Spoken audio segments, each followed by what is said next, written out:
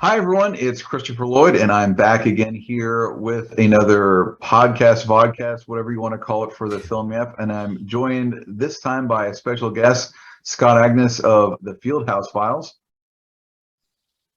Hey, Christopher. Thanks for having me on.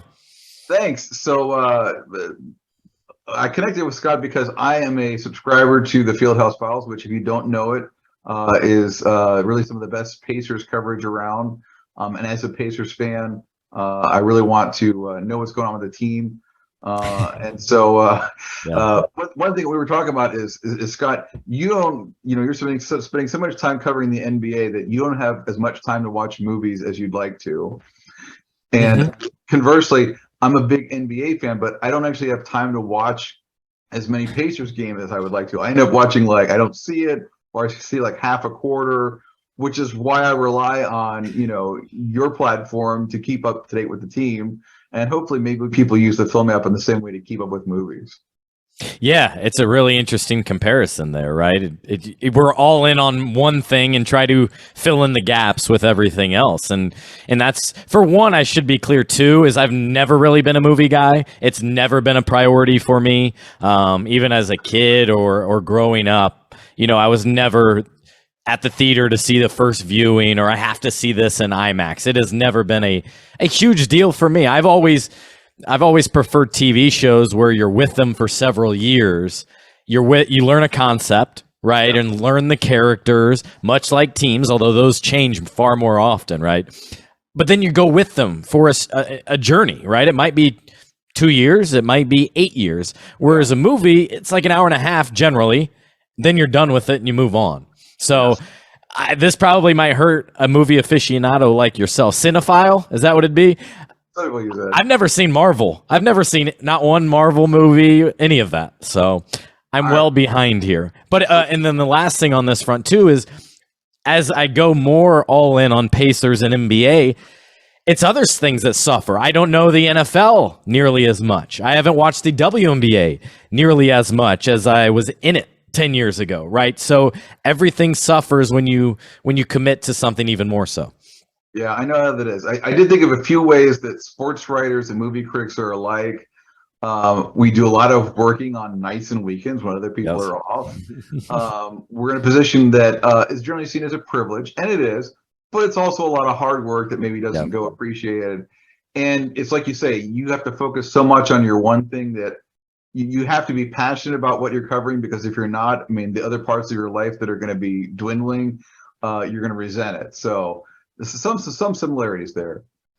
But so I would agree with that. And the other thing that I try to focus on is how I always try to explain it a little bit, and you're probably the same way, is I try to be a mile deep and an inch wide, whereas others, for example, similar in my job field, is sports talk hosts on radio. They got to be a mile wide, but just go an inch deep, and then they bring on guests to go a little bit deeper with them and provide, the deeper coverage on the ground reporting, whereas they're trying to cover here in this state, whether it's Indiana basketball, Purdue basketball, Colts, high school basketball. Like, if you're a master of everything, you're really a master of none, is what I find.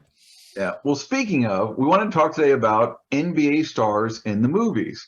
And we just got to talking about this subject offline, or I should say online, with each other, and came up with the idea for this podcast. So it seems like, like some other sports, maybe like football players, there's obviously a big tradition of football players going on to be movie actors. Jim Brown, Terry Bradshaw, Dwayne Johnson. A lot of people don't know that he was a college player, aspired to the NFL, got injured, and ended up going to the movie, which seemed to work out okay for him. By the way, for me, I know him from Ballers. That's a TV series. That's the thing where I've watched him more than anything. Didn't he do WWE or something? I'm not into that either. I don't know him from that. I know him from the TV show Ballers. Yeah. A couple of Alec Karras, Howie Long. So a lot of football players. So in researching this, I found, and we're going to go through this list kind of quickly, but just talk about some of the NBA stars who have been in the movies. And obviously, probably the one that I think most comes to people's mind is Shaquille O'Neal, because early in his career, when he was maybe with the Magic, he was really going hard in the movies. Obviously, Kazam, which was, much derided. He was also in Blue Chips, which I think is actually a good and underrated basketball movie with Nick Nolte and Anthony Hardaway. And then a few other things, he's smaller parts and grown-ups too. And I noticed that right around the time he went to the Lakers and started winning championships and seemed to get maybe a little more serious about his basketball career is when he kind of stepped away from the movies. Because it's hard to do movies while you're actively playing a sport because, it's 2, 3, 4 months away out on a movie set. Whereas, something shorter, like cutting a song or something like that is less of a thing. But you could do a song overnight. Like I know Victor Oladipo would occasionally have a song come to him. He'd go in studio and have it done in a night. Sometimes it might take an all summer, but yeah, your point's dead on. Yeah. And so I've got a list here. Again, I'm going to kind of burn through this real quick and stop me if there's anything you want to comment on. Obviously, Michael Jordan with Space Jam was a big hit so many years ago. And of course, LeBron James with the remake, reboot, Space Jam: A New Legacy.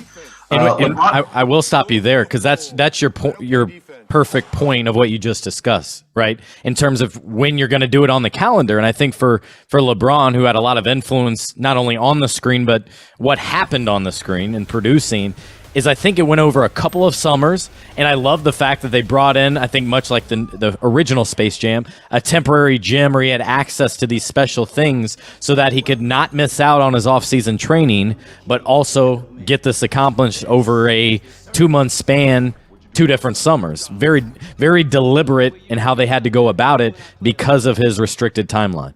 Yeah, and of course, in both Space Jams, they brought in some other NBA players, teammates, opponents, whatever, in kind of small roles. Again, always playing themselves. They're playing Michael Jordan. He's playing LeBron James. LeBron James also played himself in the comedy Trainwreck from a couple of years ago. Had an interesting role in that. Can't say as I think too much of either LeBron or Michael's thespian skills, but again, they're mostly playing themselves. Whereas someone like Ray Allen in the Spike Lee movie He Got Game from a long time ago, he was not playing himself. He was playing a basketball player. He was playing a young guy coming up. I thought was quite good in it. Very good-looking guy. I was sort of interested to see if he would pursue movies after he retired. Hasn't so much. And that's a guy that I think you've heard a lot of crossover between culture and basketball. And that's one admittedly have not sadly seen, even though I need to, but there's a lot of people I remember 5-10 years ago that would show up at games with fake, Jesus Shuttleworth jerseys on, and you shout that at him. And so it was very real, the influence from his appearance there, and both your dedicated basketball fans, and it was a great name, so people liked playing off of that. That was a very influential, I think, in his career. Yeah. I'll mention the movie Uncle Drew just because it had a bunch of NBA and WNBA players in it. Not a good movie, but Kyrie Irving was kind of the star of that. Shaq was in that. Nate Robinson, Chris Webber, Lisa Leslie, Aaron Gordon, a few others. Kevin Garnett played himself in Uncut Gems year or two ago. Scott, you might have to help me out with the pronunciation of some of these like European NBA players. Everyone knows Boban, but how do you actually pronounce his last name? I've never had to say it, to be honest. I've only had to write it. That's the difference between write a TV or radio versus written. I'm probably going to mess it up. Boban Marankovic? I don't know. I think I botched that, but... Yeah. So he was in John Wick Chapter 3 playing an assassin, like the largest assassin in movie history. Huh. And I think he was just a John Wick fan, loved the first 2 movies, and basically begged for a part. And that was one I wasn't even aware of. A lot of these I am aware of, at least. That one, I had no idea Boban was in a movie. That's hilarious. That one was actually backwards for me. I didn't recognize him as an NBA player until after I'd seen the movie. I was just like, wow, that's a really tall guy. Wonder what he does. Yeah. Kareem Abdul-Jabbar was in Airplane. Very funny in that, but didn't really seem to go on with it. Rick Fox from the Lakers was a guy who seemed to actively really want to be an actor after his movie career, and he was in Blue Chips, he was in Holes, he was in the TV show Oz, he was in Meet the Browns. He doesn't have any credits kind of lately, so I don't know if that's something that sort of fell away for him, but it seemed like a guy who really wanted to aspire to be in it. I would agree with that because among these names, Chris, that you laid out for me, Shaq and Rick Fox were the 2 that came to mind, and obviously we know MJ and LeBron, but that's kind of their one hit. to me, it was those two. And for Shaq, it was a guy that never turns anything down. So if he's invited to a movie or invited to do an endorsement, invited to go on a podcast, he probably does. And then Rick Fox, he's got that charisma. I think he's got the look. He's stylish. Like, I would agree with you. I'm quite surprised that he has not been relevant on screen. Maybe he hasn't pursued it.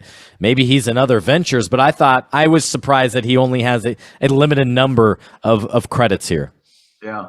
Amari Stoudemire was in a couple things. He was in the comedy MacGruber, the film New Year's Eve. I admit I don't remember. I remember him in MacGruber. I don't think I saw the other one.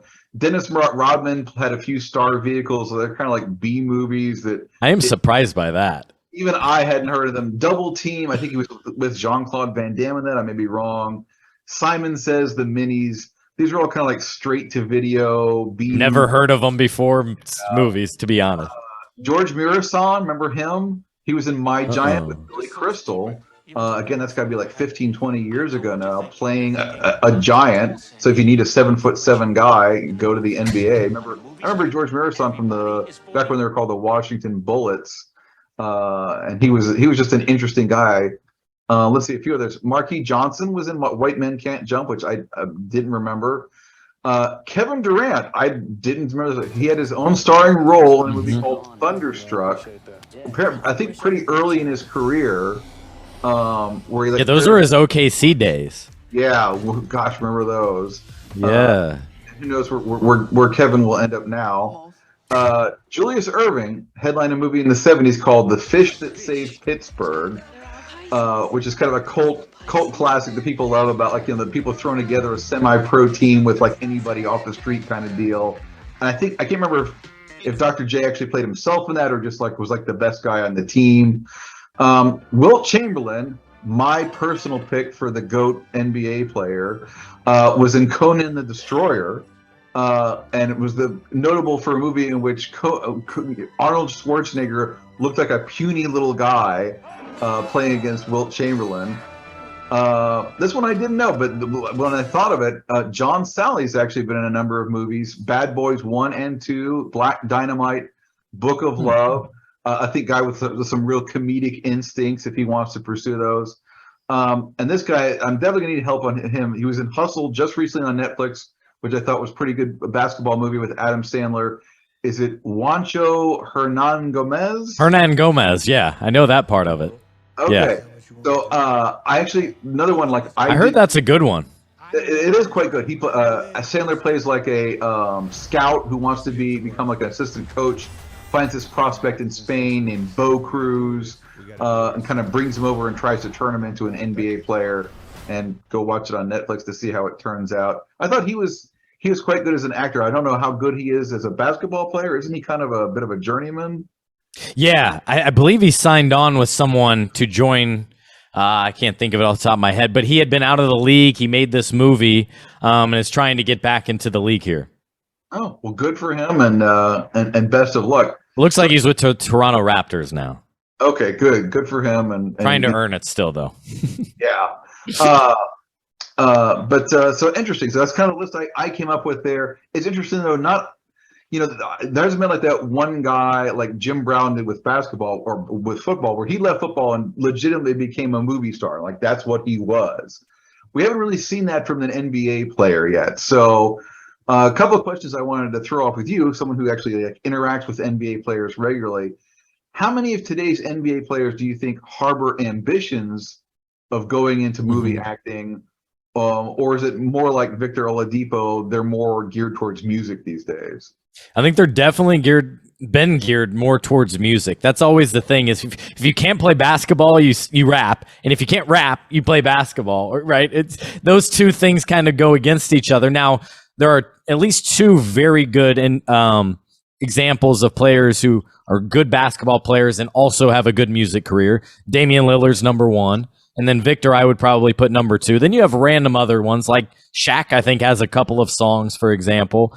Lance Stevenson here in Indy has a couple of songs. George Hill, I remember, made a playoff song that was rushed a little bit, let's say. But it was more entertaining than it was musical when it comes down to it. So I think music is the number one thing. Although anymore, I think the thing is to own stuff, to be the CEO. You see Kevin Durant probably less thinking about movies and more about being a venture capitalist and investing in soccer clubs across the country and the world. I think that's actually where the interest level. But in entertainment wise, I think there are a handful of recently retired players that make a lot. Dwayne Wade, I totally see him starring in a film. Either he's had a documentary or two made about his childhood. I think ESPN did a 30 for 30 on him. I think he would be very good on screen, whether it's about himself or playing a role of a love and basketball type player. It makes sense, right, with his wife. Blake Griffin, who's in comedy and is an entertainer in that way. He's on the last legs of his NBA career. But Blake's hilarious. I listened to him on YouTube on his brief comedy stint, let's say, during the summer. I thought he was really good. There are a handful of guys, but I don't think anymore that's the top 5 things that players are looking into after their playing days. Yeah, I think that's probably true, particularly with the superstars who would have been like those natural candidates to go into that. I think you're absolutely right. They're thinking bigger than starring in a movie that someone else wrote and someone else directed, where, you're the star, but still you're the employee, versus something, a venture that they can actually go out and own and be the boss of, with, someone like Magic Johnson is probably an aspirational figure for a lot of these guys who had this great NBA career and then build up this huge business empire, obviously using his name and reputation, but also showing off real smarts in that. So have you got into Winning Time? I know it's a TV show, but have you got into that at all on HBO Max, about based on a true story with some fictional elements, as they like to emphasize? I have not. I've heard the one about the Lakers, right, were really, really hostile about. Right. With Jerry, the stuff about Jerry West. Mm-hmm. People really come out and fought against that. It's always tough because people say when you're talking about a movie, it is make believe, and even when it's based on reality, they still always change things around. And someone who had they'll take 5 guys and make them into one character in the movie, and they do all those sorts of things. And that's just the nature of the movies, is because, especially if you're taking like someone's real life is messy and chaotic, and you backtrack and move forward and things go sideways and stuff happens, and they don't play out in a nice hour and 45-minute plot line that's easily digestible. So you got to jump a few steps, right? When you're trying to tell a let's say a 40-year-old story, like you can't cover that in, like you said, an hour and a half or 2 hours. So you got to jump some steps. And I have watched that recently. That's about the only thing recent. It's Winning Time, and I've enjoyed it, even though I take it with a grain of salt. Yeah, I always tell people, watch it as a movie or as a piece of as a show, and understand that it's there to entertain you, not necessarily to relate the truth. Yeah. All right. So since you are obviously the Pacers guy, the question I wanted to hit you up with is, which of the current or recent Pacers players, okay, the guys on the roster, maybe within the last 3 or 4 years, whatever you want to call it, do you think would be good in the movies? Tyrese Halliburton would be excellent. He is so outgoing. He's so fun. He's jovial. He's friends with everybody. He would be outstanding, I think. He's got that childish smile that's kind of ornery to him.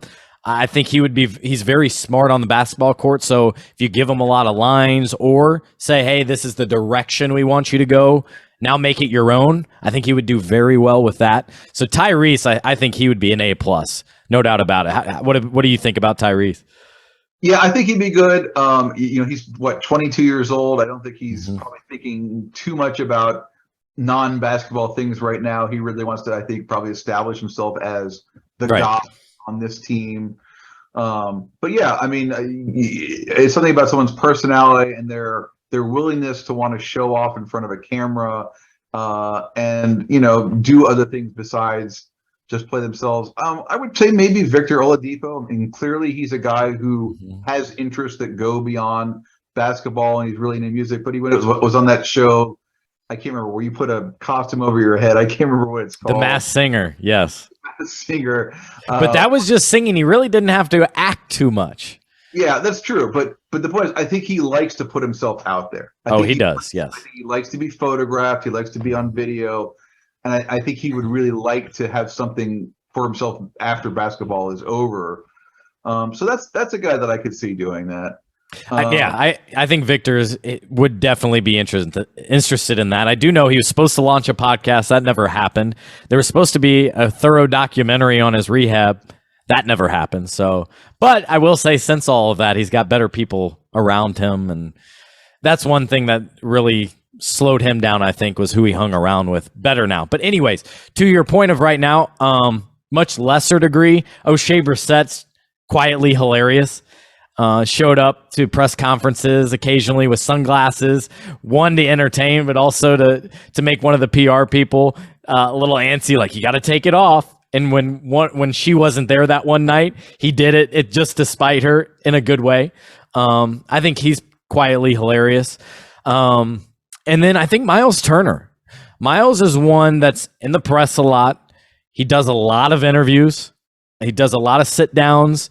He likes being out there on his terms. Yeah. And I wouldn't say it's anything he'd be wanting to do while he's still playing, but I think he would be pretty good in roles after his playing days. And that also makes me think of, it wasn't recent, but Roy Hibbert. We saw him on screen. Now, this was in TV shows.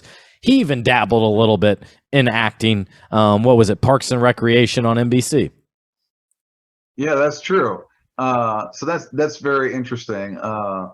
It's always curious to see, like, who has those hidden sides of their personalities, because of course as fans we only get to see what's on the court, maybe those little short interviews that they do before and after a game. So that's why I wanted to talk to someone like you who really has that bit of insight into the players, into their personalities, what makes them tick. Miles is an interesting choice. I'm a Miles Turner fan, and I think he's a more of an introverted kind of guy. I think he's a very smart guy. I mean, like, he has lots of varied interests. He's kind of got that little bit of geek culture to him, with Legos and everything like that. That's one I would not have picked, though, would be Miles. But yeah, he's a good looking guy in his own way. Maybe one of the challenges that NBA players has is if they try to go into like real movie acting where they're not just playing themselves, is obviously you have to fit in. And if the size element, right? Yeah. If you're sort of like, who's going to be his love interest if he's in a romantic movie? They're going to have to put the actress up on a stepladder to be able to kiss him. But yeah, I could see Miles now that you mention it. Yeah.